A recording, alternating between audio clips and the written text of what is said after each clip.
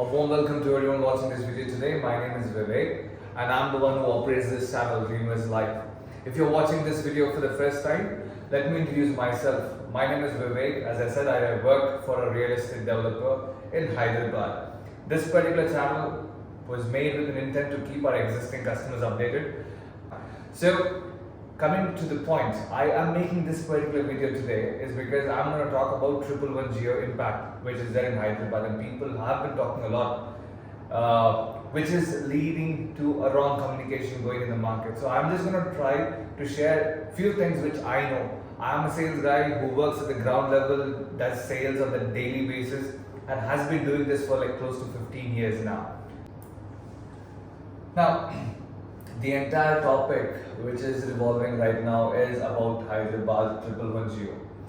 Hyderabad as a market has appreciated multiple folds in the last 10 years. It has become a place where multiple international companies want to move in. There are so many people who are coming from different states because of better opportunities.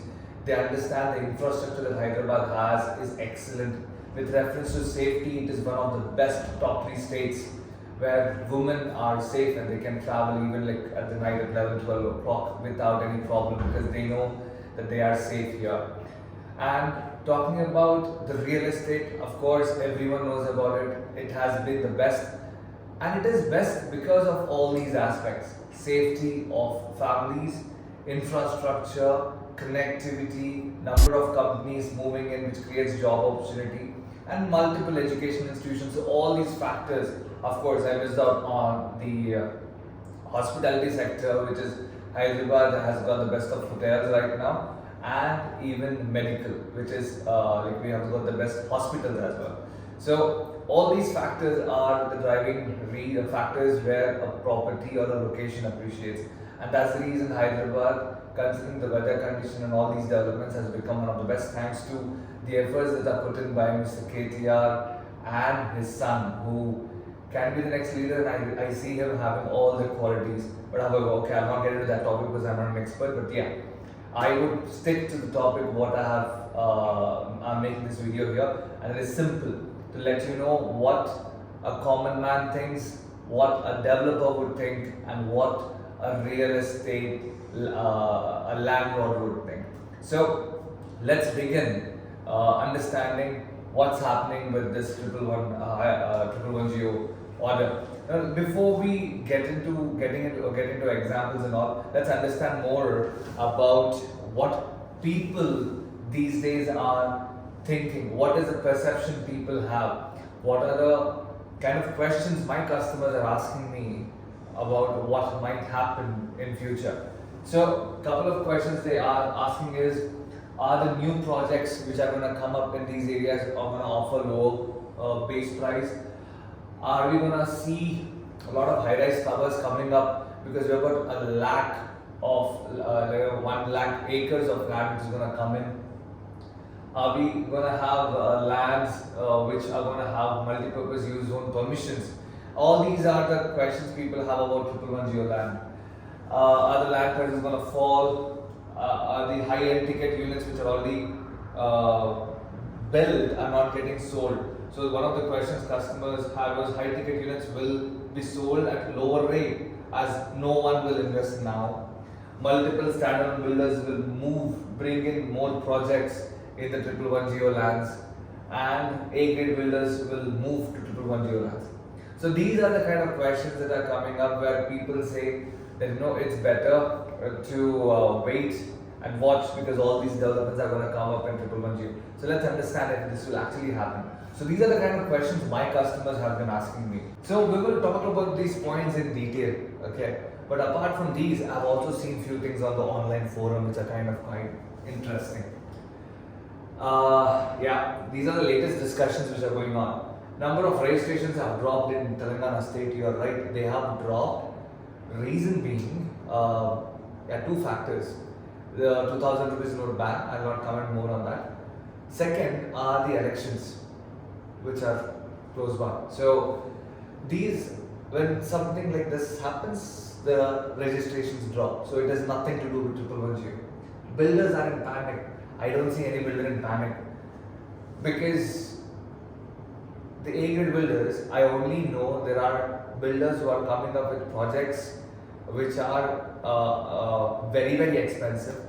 I don't see anything less than 2 crores in Kokapet.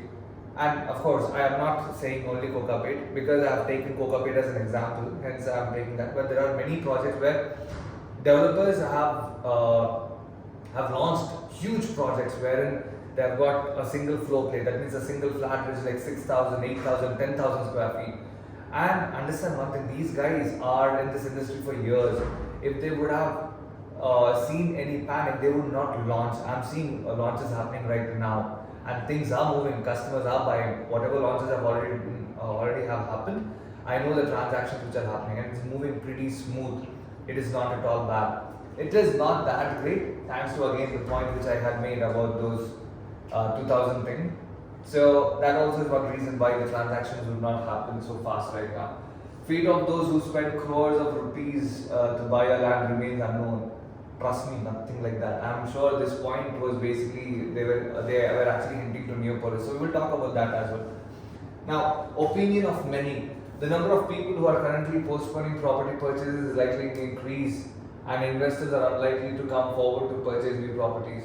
Wait for lands to be sold 4-5 kilometers away as open plots, and you can build a house. So these are the things which are going on.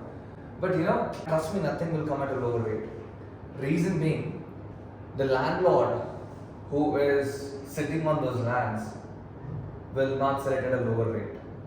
I'll come to that point later. But first thing, the ground reality about 111 Geo.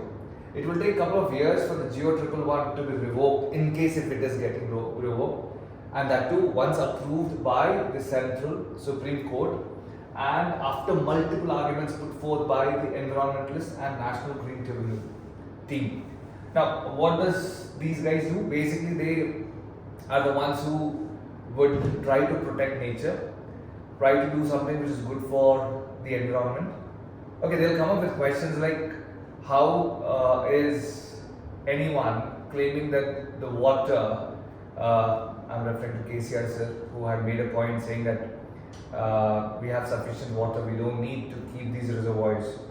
Basically, 111 Geo is all about that. These are the reservoirs which were made to protect the drinking water. So, it is not possible for someone to claim that we have sufficient water or we are getting water from different sources, so we don't have to rely on them. No one can say, like a small thing, if you don't have proper rains for 2-3 years in Maharashtra, the sources that you're claiming that you will have sufficient water from, it will not happen. And if you damage what you already have, it is not a smart thing to do. So the government will try, the government will develop things which can definitely keep whatever natural resources that we have, protect the water that is there. Right now, what I can say is few parts of the land part, a few land parcels which are close to, which are in 111 Geo land might get released, but not the entire thing. But that also will not come for cheap. Let's understand why. So now let's understand about these two orders which had come into Hyderabad. Now first we will begin with 111 Geo. Now when and why it was implemented. Was issued in the year 1996 aiming to protect reservoirs Usman Sagar and Himayat Sagar, mainly to match the drinking water requirements of Hyderabad. So when this order was placed, 10-kilometer radius around these reservoirs, they made a rule to make sure no developments happen, right from factories, residential, anything. There is no development because they never wanted anything to pollute this water. Hence, these orders were placed. What does it prohibit? Development of industries, major hotels, residential colonies, which I just spoke about. Now, what can be done in this? There is like 132,000 acres, as we all know. So, what could be built in these lands? Like, hardly 10% of the land can be used to develop. That was the only condition which was agreed by this order. It covered 84 villages in Shamshabad, Moinabad, Chevla, Rajinagar, and all the mandals basically. There are like a lot, but I have given these as the 3 prime locations. which adds up to 1,32,000 acres. So this is what 1110 was. So the main intention was to protect the water body, the drinking water. Now, last year they came up with a new order which was proposed, and let's first understand about this. Okay, that is Geo 69. Now, according to Geo 69, what they are saying is they are going to have planned green zones, set up infrastructure for diversion channels, trunk infra, and propose all new regulations towards protecting existing natural resources. So, what they are saying is we are going to make sure the reservoirs that are there, they will still remain protected, and in order to use some parcels of land, we are going to build this we will keep dedicated green zones, and we will build infrastructure. You remember these words. And the trunk infra basically means huge pipeline and drainage connections. Take everything to build a proper society. So all these things are something which comes up as a proposal given by Geo 69. Second, they are going to take care of making sure the groundwater quality remains the same. Set up new roads and major drains, and regulation of new developments. Like whatever developments are going to come in, they are going to monitor those. So all these are certain points. And one more thing. See, these are a couple of things what I know, and I'm not an expert in all these. If you want to know more about it, please go online. You will find the information. This is whatever I know. I've kind of made a presentation out of it. So this is what it says. Geo 69 is a proposal to utilize some part of the land parcels and not completely utilize. So the entire 1,32,000 will not come in for development. Now, I would like to talk about, when we talk about development, I have taken Neopolis as a classic example. See, YouTube is very powerful, that's what I know, because through YouTube we can pass on the message. About this, I'll tell you why I said YouTube is a powerful message. Because Neopolis was a land parcel where the government had recently sold some 8 land parcels, which are roughly 7.5 acres in all, for a mere 40 to 45 crores. But the communication went in the market that all these lands were sold for 60 crores. So that is how the fake hype is created. This is a very good location, but not everything was sold for 60 crores. There was only one small land parcel, which is in Kokapet, which was sold for 60 crores. That's all was around 40-45 crores. Now, please don't believe whatever you are listening about the market crash and all that to YouTube. This is a classic example for that. But I'll get back to the main topic. Now, why am I talking about Neopolis, Hyderabad? Neopolis is a very prime location where the government had already allocated 300 crores, and it's like approximately 500 acres of land parcel, which is a SEZ zone. Government has been trying to finish this project in the last 2 years with all the approved funds. They are still they just recently finished the road works. They got completed to a decent extent. I would say it's good to commute over there right now. But this is a classic example, because to develop 500 acres, and that to not the entire 500 acres, they had just made 35-45 meter roads in the middle. I think the road stretch would be around, let's say 15 to not even 15 kilometers. Then both the sides might be around 16 kilometers. So to build that, the drainage connections and all that related to it, they haven't still completed. They're still in the process of getting the power stations over there. They are still working on the drinking water pipelines and all that. So the work is still simultaneously going on. To do all this, it has taken more than 2 years. And that's only 500 acres, and in that, I would say, I have already given you an example of the stretch of the roads and all. So, 2 years to develop this area, and still the work is going on. So imagine the time required, even forget about 1,30,000 kilometers, let's say even if you're getting 30,000 acres for development, how much time it will take to develop that? And are you willing to wait for so long? Is the big question that you need to ask. So quickly I'll move to the kind of questions which we have, and I would do that by taking 3 examples.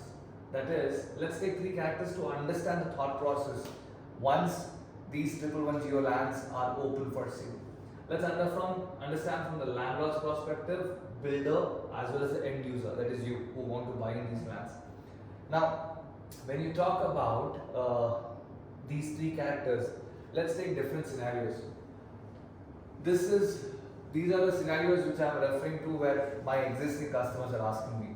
The new projects at lower base price and the high-rise towers in we have got a lack of acres of land which is coming up. Now, before I even come here, let's understand a couple of points. See, when the government is proposing this Geo 69, they have to basically develop the infrastructure. They have to develop the drainage connections, road connections, and all that. They have to get an assurance from the government saying that we are not going to pollute the water body. We don't need this nature, natural resource, this greenery that is there to a good extent, and we don't rely on this water at all. So once they convince all this, and then if there is a certain area of land which gets released, you need to understand this guy, the landlord, is not gonna think that okay, I have to sell it at a lower cost so that someone else can get apartments at a lower rate. This guy has been sitting on these land all these days for a mere 10 crores or 8 crores. Now he understands just 4-5 kilometers away, someone was selling it for 45 or 40 crores. Why would he sell his land at a lower rate? Coming to the builder, this guy has to think about multiple things. He needs to pay the landlord, even if it's a joint development. He needs to plan multiple things with reference to marketing, with reference to construction, the cost of cement, the cost of manpower who have to move to that location to start construction. Because if you are looking at a good house, he needs manpower to move there where there is no infrastructure. He will struggle by himself to convince people to buy there. So there are multiple things, because I'll come to those points. Now, end user as a buyer. Now, you are saying that these prices are going to fall and that's when you will get at a lower rate. Do you think these two guys would be able to offer it at a lesser price? Why would the landlord sell his land for a lesser rate? Irrespective of how much land is there. Understand one thing, they will not do too much of land.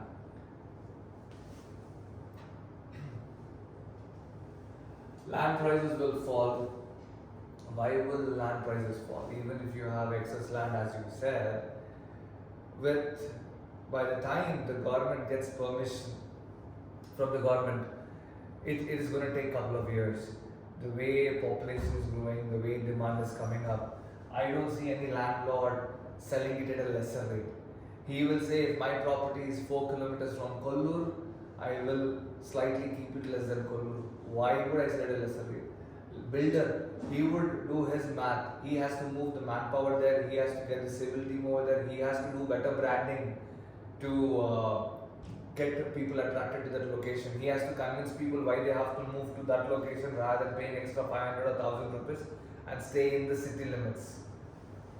End user as a buyer, we only think the prices would fall, but when the cost of construction doesn't reduce, when the landlord is not reducing the prices, when the manpower that is required to construct. I'll give you a small example, a couple of things also. When we talk about a 1 acre land parcel which comes in for a development, the landlord, if he's doing, let's say, villas or whatever development is doing, he will only get 2,800 square yards in that 1 acre, which can be developed. The rest has to be left for the approach roads, like multiple things, the infrastructure, social infra, there are multiple things which are required. So 2,800 square yards is what he will get. And that, if he has to build a property and make profits, it's not feasible. As an end user, high ticket units will be sold at a lower rate and no one will invest. Now this is completely wrong. When someone is looking at a higher ticket value, they look at multiple factors. They look at the community, they look at the infrastructure, they look at the connectivity. When I say infrastructure, connectivity is social infra around it. and they look at the developer who is developing it. These days, traveling 5-10 minutes extra is not important, but the community which is there is plays a very important role. So these guys who are buying properties in high-end ticket value, they will not compromise. For them, the community, the connectivity matters a lot. Now, with reference to the landlords who are holding on to these units, they understand this is all time being, and if they are not in a hurry, they will keep it as it is. Builders, they will also keep it. Why they have to sell it at a lower rate? End users, we have to decide whether we want to buy it at a premium rate or buy it at a lower rate. Multiple standalone builders will bring in more projects.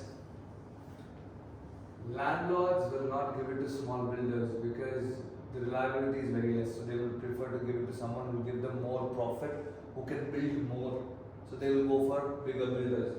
Builders, they have to think about, is the proper location going to have all the infrastructure which is required to build something good? End users, you need to decide whether you want to pay that extra 500 or 1000 premium and be in the city, or move towards that location where you will not have proper schools, proper colleges, hospitals, or any social infra. If your kids have to come to school, they have to travel so far. If you have to come to office, you have to travel so far. So these factors play an important role. Next, grade A builders will move to 111 geo lands.